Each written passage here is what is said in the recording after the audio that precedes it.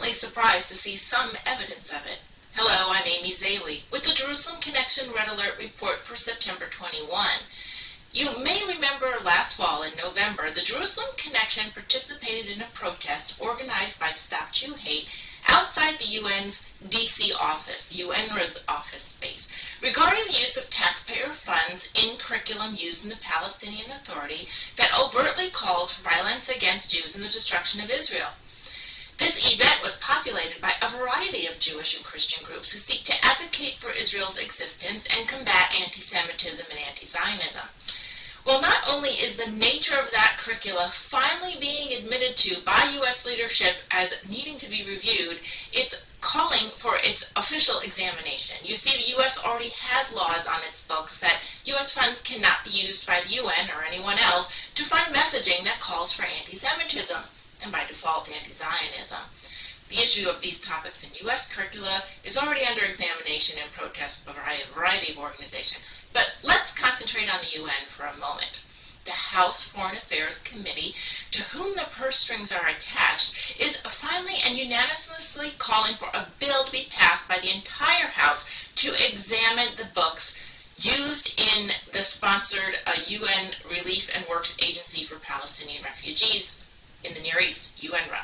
This bipartisan bill, introduced by Representative Brad Sherman, Democrat from California, was prompted by the issues that these textbooks have, among other things, calling for overt violence against Jews and the destruction of Israel. You may recall that the Trump administration actually cut all funding to UNWRA, knowing the content of these lessons taught to children.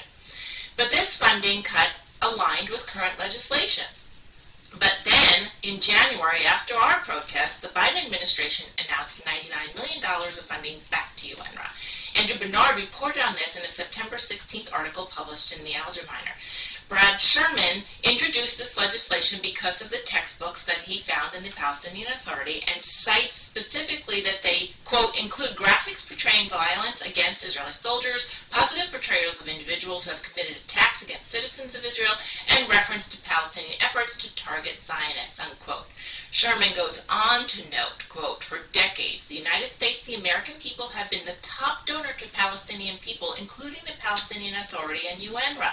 But this is not a blank check. He goes on, American dollars must be spent in a way that reflect American values of tolerance and peace building. Unfortunately, the current Palestinian Authority curriculum used by both Palestinian Authority and UNWRA schools falls short of reflecting these values. We applaud the Foreign Affairs Committee for taking on this step, and we should all be fervently praying that the entire House takes up this bill and passes it. Finding lessons taught to children that institutes hate and violence is not only against our values, it's outright child abuse. Let us all remember a few key points in scriptures as these curriculums are being instituted, and some attempt is actually being made to hide the content. For those who corrupt our children, let us remember Luke 8:17, for nothing is hidden that will not be made manifest, nor is anything secret that will not be made known and come to light. Luke 17:2. It would be far better for him if a millstone were hung around his neck and he were cast into the sea than that he should cause one of these little ones to sin.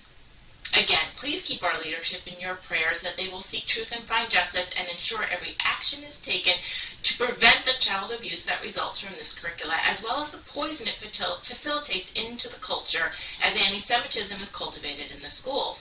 Write your members of Congress and encourage them to pass the legislation that will keep our values and morals in the organizations and lessons of those our hard-earned tax money funds. Shavua Tov, and have